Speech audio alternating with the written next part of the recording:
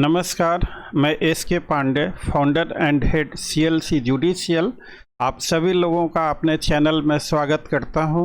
हमारे चैनल का उद्देश्य है जो भी students civil services, UPSC, judicial services और एपीओ की तैयारी कर रहे हैं वो मेंस में कैसे बेहतरीन से बेहतरीन स्कोर हासिल कर सकें, क्या लिखें, कैसे लिखें, इन तमाम मुद्दों पर इस चैनल के माध्यम से चर्चाएं होती हैं। इस मिशन को और कामयाब और इफ़ेक्टिव बनाने के लिए हम लोग अपने सीएलसी ग्रुप में हर रोज़ एक क्वेश्चन पीटी, मेंस और इंटरव्यू के पर्पज़ से पूछते हैं और उस क्वेश्चन को फ्री ऑफ कॉस्ट भी पढ़ाते हैं और उसका स्टडी मटेरियल भी प्रोवाइड कराते हैं। अगर आप सीएलसी की इन फ्री सर्विसेज से जुड़ना चाहते हैं, इनका लाभ उठाना चाहते हैं, तो स्क्रीन पर लिखे हुए नंबरों पे अपना नाम और अपने यूनिवर्सिटी का नाम लिखकर हमें टेक्स्ट कर दें। आपको सीएलसी की फ्री सर्विसेज में ऐड कर लिया जाएगा। इसके अलावा हम लोग बेहतरीन से बेहतरीन क्वालिटी कोचिंग भी प्रोवाइड कराते हैं, बिल्कुल नॉन कमर्शियल चार्जेज पर। तो अगर नॉन कमर्शियल चार्जेज पे आप लोग अगर इन फैसिलिटीज़ का लाभ उठाना चाहते हैं तो स्क्रीन पर लिखे हुए नंबरों पर संपर्क कर तमाम जानकारी हासिल कर सकते हैं। तो आइए अब आज का टॉपिक हम लोग शुरू करते हैं। आज का question number 198, A, B and C arm with knife and desi pistol enter an apartment secretly to commit robbery at night but are noticed by one of guard posted there. A, B and C started running away, but the guard chases them and shoots A and B dead. Mark the appropriate option. तो इसमें since A, B and C are armed with knife and देसी pistol, the guard did not exceed in his right of private defense. तो चूँकि option A में चूँकि वो जो robbery करने के इरादे से गए थे तो रिट्रीट कर रहे हैं, मतलब डेंजर ख़त्म हो रहा है वहाँ पर।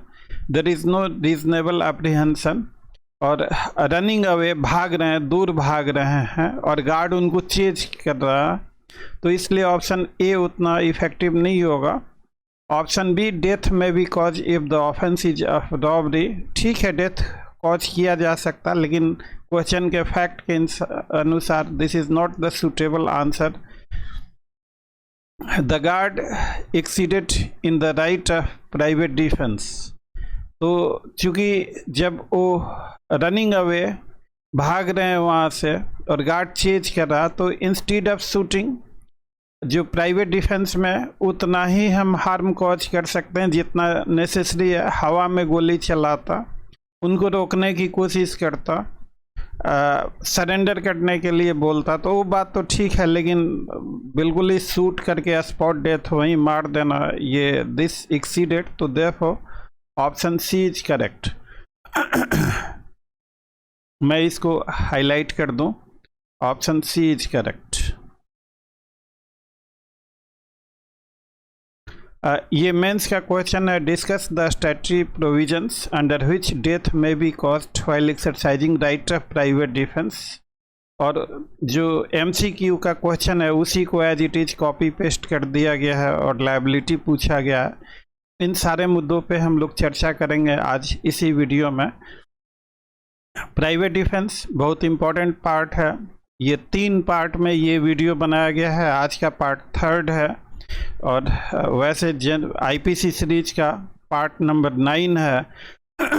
तो आप ये सारे वीडियोज देखेंगे, ये तीनों पार्ट कम से कम प्राइवेट डिफेंस का ज़रूर देखेंगे। हमारा इरादा है कि प्राइवेट डिफेंस से अगर आपके एग्ज़ाम में कोई क्वेश्चन पूछा जाता है तो इट डज़ नॉट मैटर कि आप किस एग्ज़ाम में अपियर हो रहे हैं, हायर जुडिशरी हो, जुडिशियल सर्विसेज हो, लोअर सब्जेक्ट का एग्ज़ाम हो या एपीओ का एग्ज़ाम है, किसी भी स्टेट का कहीं का भी एग्ज़ाम हो, आप कोई भी पेपर कंपटीशन का दे रहे हैं तो हमारे वीडियो का कंटेंट इतना इनरिच हो कि आपसे एक भी क्वेश्चन मिस ना हो और आप बेहतरीन से बेहतरीन आंसर लिख सकें। ये हम लोगों का एक छोटा सा प्रयास है, एक छोटा सा संकल्प है। तो इससे आज हम लोग वो तमाम टॉपिक करेंगे। प्राइवेट डिफेंस का ये लास्ट पार्ट है वीडियो का, प्राइवेट डिफेंस चैप्टर के अंतर्गत का। तो प्राइवेट डिफेंस के अंतर्गत डेथ कॉज करना when there is danger of body and danger of property, तो इन सर्कमस्टांसेज में डेथ कॉज किया जा सकता है। और इसके लिए कल हम लोगों ने सेक्शन 99 किया था कि cases under which there is no right of private defence, और सेक्शन 100 है। सेक्शन 100 में under what circumstances death can be caused, ये स्क्रीन पे डिस्प्ले हो रहा। ये बेयर एक्ट को as it is copy paste करके पोस्ट कर दिया गया है। तो ये कुछ सिचुएशंस दिए हुए हैं, इसमें 7 सिचुएशंस। तो मैं आपको सजेस्ट करूँगा कि बॉडी से रिलेटेड अगर प्राइवेट डिफेंस है तो there are 7 situations in which death may be caused. ये 7 सिचुएशंस को आप की पॉइंट लिख के आप नोट डाउन कर सकते हैं। I am just reading it for now. The right of private defense of body extends under the restriction mentioned in the last preceding section to the voluntary causing of death or of any other harm to the assailant if the offense which occasions the exercise of right be of any of the descriptions herein after enumerated namely। तो देखिए ये legal language है, बहुत लंबा है। आप अगर आपको एग्जाम में ये लिखना है कि as per section 100 under following circumstances while exercising of right of private defense death may be caused, firstly तो such an assault as may reasonably cause the apprehension that death will otherwise be consequences of such assault।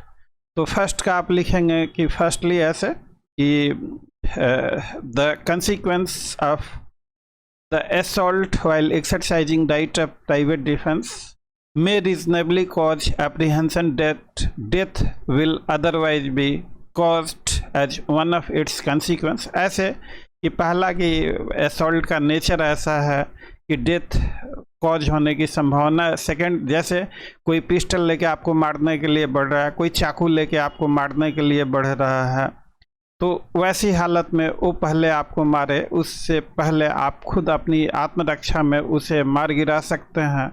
Secondly, such an assault as may reasonably cause the apprehension that grievous hurt।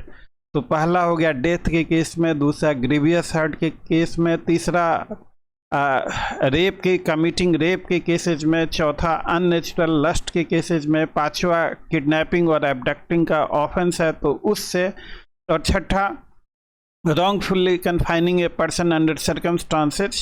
तो wrongful confinement under such a circumstances that recourse to public authority may not be taken। तो ये छठा हो गया। और 7th जो है throwing acid और attempting to throw acid, Nirbhaya gang rape case के बाद इसको ऐड किया गया, वो जरूर लिखेंगे 7th क्लॉज में। तो एग्ज़ाम प्रेशर में होता क्या है कि ये 7 सर्कमस्टांसेस दिए हुए हैं, इनमें से 1-2 आप मिस कर गए या याद नहीं आ रहा या गलत लिख दिया तो आपके नंबर कटने के बहुत ज़्यादा चांस हो जाते हैं। तो जो इनके की पॉइंट हैं, 7 हेड्स हैं जिनके अंतर्गत डेथ कॉज किया जा सकता है, इसको आप अपना हैंड नोट बना के इसको याद कर लें और इसको कुछ ना कुछ सीक्वेंस की, जैसे आपका पहला हो गया अगर डेथ का खतरा हो, आपका ग्रीवियस हर्ट का खतरा हो, रेप का खतरा हो, अननेचुरल लस्ट का, एब्डक्शन और किडनैपिंग का, रॉन्गफुली कन्फाइनमेंट का और निर्भया के बाद एसिड अटैक का, तो इन सर्कमस्टांसेज में आप डेथ कॉज कर सकते हैं। हम लोग केस लॉ भी कुछ करेंगे। 101 when such rights extends to causing any harm other than death, तो ये बिल्कुल आसान है। अगर ये सातों कंडीशन नहीं है तो आप डेथ नहीं कॉज कर सकते, दूसरा कोई हार्म कॉज कर सकते हैं।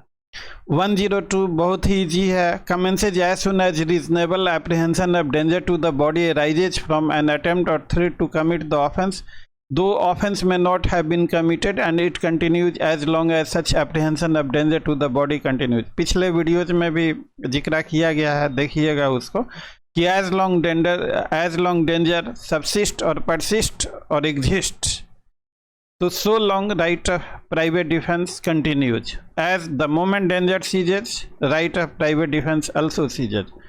और 103 है right of private defense of property के अंतर्गत आपका डेथ कॉज कर सकते हैं। तो इसमें उदाहरण दिया हुआ है robbery, house breaking by night, mischief by fire, और fourthly theft, mischief or house trespass under such circumstances as may reasonably cause apprehension that death or grievous hurt will be consequence if such right. तो ये चार circumstance हैं, ये आपके screen पे मैंने इसमें कुछ भी नहीं किया है, बेयर एक्ट को कॉपी पेस्ट किया गया। तो ये आपको मेंस में आंसर लिखते वक्त while explaining the statutory provisions, तो आप देखिए अब मेंस का क्वेश्चन क्या पूछा गया है। मेंस का क्वेश्चन जो पूछा गया है, मेंस का ये क्वेश्चन है कि under which death may be cause while exercising right of private defence. तो ये 15 मार्क का क्वेश्चन है, death, causing of death while exercising right of private defence against the body, number 1, and against property. तो ये दोनों को लिखना है।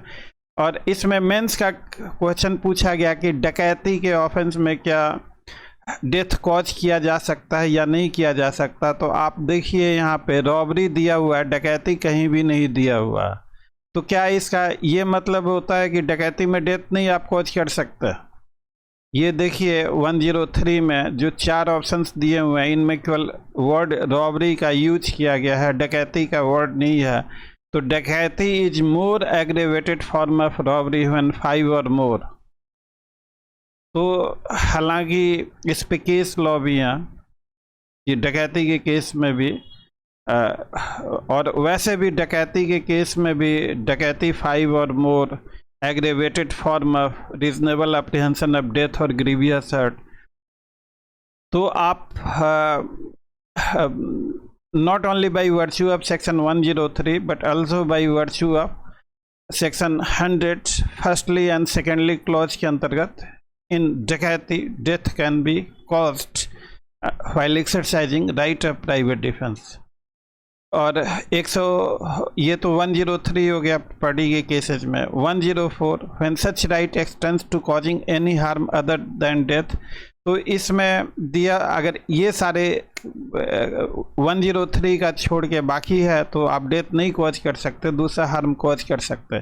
105 commencement and continuance of right of private defence of property. तो जैसे ही reasonable apprehension of danger it commences, as the apprehension of danger ceases, right to exercise private defence also ceases. तो इसमें कुछ कैटेगरी बना के दिया हुआ कि थेफ्ट में continues till the offender has effected his retreat, उसी तरह सब में retreat है। against robbery as long causes attempts to cause any person death, hurt or wrongful restraint, as long fear of instant death or instant personal restraint continues। और against party criminal trespass में भी as long offender continues in the commission of criminal trespass or mischief। और right of private defense house breaking, तो ये भी है as long. और आपका सेक्शन 106 है right of private defence against deadly assault when there is risk of harm to innocent person. तो 106 को समझने के लिए मजाक में पहले आत्मा फिर परमात्मा, इनोसेंट मारे जाते हैं तो मारे जाएं, खुद को बचाना। तो मैं मजाक में ऐसा कह रहा हूँ आपको सिर्फ समझाने के लिए। ये बड़ा होगा कि इनोसेंट को मार देना आपको याद करने में, समझने में। कहीं कहीं you may have another view कि आप इनोसेंट को नहीं मार सकते, दूसरा व्यू यू मे हैव कि आप इनोसेंट को मार सकते। दोनों व्यूज के अलग अलग मैग्नीट्यूड, अलग अलग स्कोप, अलग अलग एक्सटेंट हैं। तो we are only talking of what has been provided under section 106। तो that is right of private defence against deadly assault when there is risk of harm to innocent person, if in the exercise of right of private defense against an assault which reasonably causes the apprehension of death, the offender be so situated that he cannot effectually exercise that rights without risk of harm to an innocent person, his right of private defense extends to running of that risk। तो ये देखिए last का line, और इसी को illustration से समझाया हुआ, extends to the running of that risk. A को भीड़ के द्वारा अटैक किया जाता है, who attempt to murder him, he can not effectually exercise his right of private defence without firing on the mob, and he can not fire without risk of harming young children who are mingle with the mob. A commits no offence if by so firing he harms any of the children. तो ये एक gist है, आपको इस पे ज़्यादा नहीं करना, कुछ केस लॉ करने हैं। और जो हमने सेक्शंस के बताया कि सेक्शंस के जो जो इम्पोर्टेंट पॉइंट है उनको जो कौन कौन सरकमस्टांसेस में कॉज किए जा सकते हैं, कौन कौन सरकमस्टांसेस में नहीं किए जा सकते हैं। अब हम लोग कुछ केस लॉ की चर्चा करेंगे। State of UP versus Ram Swaroop, AIR citation दिया हुआ है। तो इसमें एक डिस्प्यूट हुआ डिसीज और गंगाराम के बीच में, और गंगाराम वो अपने तीनों लड़के के साथ राम स्वरूप वगैरह आर्म विथ डेंजरस वेपन के साथ है, और जाके डिसीज को एकदम पॉइंट ब्लैंक रेंज कहते हैं, पिस्टल बिल्कुल सटा के गोली मारना। तो सुप्रीम कोर्ट ने कहा कि राइट ऑफ प्राइवेट डिफेंस जो है ये रिट्रीब्यूटिव राइट नहीं है। राइट ऑफ प्राइवेट डिफेंस जो है इसको कई नामों से जाना जाता है कि सोर्ड के तौर पे नहीं, शील्ड के तौर पे इस्तेमाल कर सकते हैं। इस केस में रिट्रीब्यूटिव राइट के बारे में कहा गया है। तो आप जैसे मेंस के क्वेश्चन में लिखें रिट्रीब्यूटिव राइट, तो ये केस को आप साइट कर दें, ये भी एक तरीका होता है आंसर लिखने का। प्राइवेट डिफेंस जो है प्रिवेंटिव राइट है, प्यूनिटिव राइट नहीं है। क्यों ऐसा नहीं है? क्योंकि you cannot cause more harm then what was necessary, तो पनिशमेंट के लिए नहीं कॉज कर सकते। अगला केस है अमजद खान वर्सेज स्टेट का। तो कम्युनल मॉब वायलेंस था, अभी हम लोगों ने मॉब वाला पढ़ा। तो mob star court held that appellant had no time to have recourse to public authorities, और वो एक्सरसाइज कर सकता है। वासन सिंह का, ये सारे केस वैसे ही हैं, ये जस्ट आपको केस लॉ चाहिए था। आप नंबर ऑफ एंडलेस केसेस दुनिया भर के, आप कुछ केसेज अपने ये जो एरिया है this is full of case laws, endless case laws हैं। कोई भी इन सभी केस लॉज को मेमोराइज नहीं कर, मुझे भी खुद याद नहीं है, इतने दिन हो गए मुझे, बहुत सारे केसेज के बारे में मैं खुद भी नहीं जानता, क्योंकि I have my own limitation. Nobody can know all the case law. एक तरीका है to know all the case law. अगर आप प्राइवेट डिफेंस के जो सेक्शंस हैं 96 to 106, अगर उन सेक्शंस के कंसेप्चुअलिटी और लॉजिक को आप समझ गए तो जितने भी केस लॉ है वो सारे more or less you are very close to knowing answer, knowing what would have been held into those case law. तो ये सारे आप जान सकते हैं, समझ सकते हैं। Wasan Singh versus state of Punjab में, इसमें भी राइट ऑफ प्राइवेट डिफेंस में, तो इससे 9 इंजुरीज और फर्स्ट 2 इंजुरीज वाइटल पॉइंट पे था, और वो इंसाइज डूंड और शार्प एज्ड वेपन के द्वारा। तो अपीलेंट को इतनी इंजुरी और इस कारण से उसने अपने बंदूक से गोली चलाई, तो it in his self defence it be said that he had exceeded right of private defence. ऐसा नहीं held at there is right. अगर इस केस में ये कहा गया कि उसको प्राइवेट डिफेंस का राइट है, क्योंकि जब फाइट हुआ तो उसे बहुत ज़्यादा इंजरी थी, वाइटल पार्ट पे भी इंजरी थी, तो कोर्ट हेल्ड कि he has right of private defence. और उसी तरीके से ये केस है मोहम्मद रमजानी वर्सेज, ये दिल्ली का केस है। एंड इस केस में भी person face with imminent peril, तो अगर ऐसा है तो राइट ऑफ प्राइवेट डिफेंस बनेगा। Dev Narayan versus state of UP के केस में ये पोजीशन अपना प्लॉट था, और देव नारायण उसे भी इंजरी हुई थी, और तो appellate has not exceeded in the right of private defence. James Martin का केस, इस केस में भी एंग्री मॉब वगैरह था, बंद था, तो कहा कि appellant had not exceeded in the right of private defence. Kisan versus state of MP का केस है, तो सुप्रीम कोर्ट ने कहा कि the right of private defence was not available as Kisan and his friends had taken the law into their hand. इसमें क्या हुआ कि आपसी कुछ झगड़ा हुआ बूचा के साथ, और वो बूचा सिंह जो है वो घर गया, अपने कुछ दोस्तों को लेके आया। तो आपका झगड़ा होता है, आप जाते हैं और आदमियों को लेके आते हैं और फिर फाइट करते हैं। अंडर दो circumstances you may not have right of private defence. तो देखिए, इस तरीके से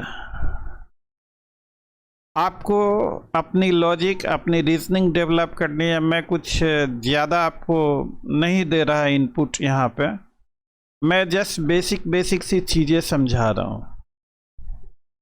आपसे अपील करना चाहूँगा कि वीडियो कुछ ऐसा हो कि एग्ज़ाम में कोई भी क्वेश्चन जहाँ मर्जी से आए, जैसे हम लोगों ने तो अभी हाल फिलहाल में शुरू किया, अब जैसे ये प्राइवेट डिफेंस के 3 पार्ट में वीडियो, तो इस बात की हम लोगों की ज़रूर कोशिश रहेगी कि प्राइवेट डिफेंस से किसी भी तरह का, चाहे जहां मर्जी से जिस लेवल का क्वेश्चन पूछ ले, आपसे एक भी क्वेश्चन मिस ना हो।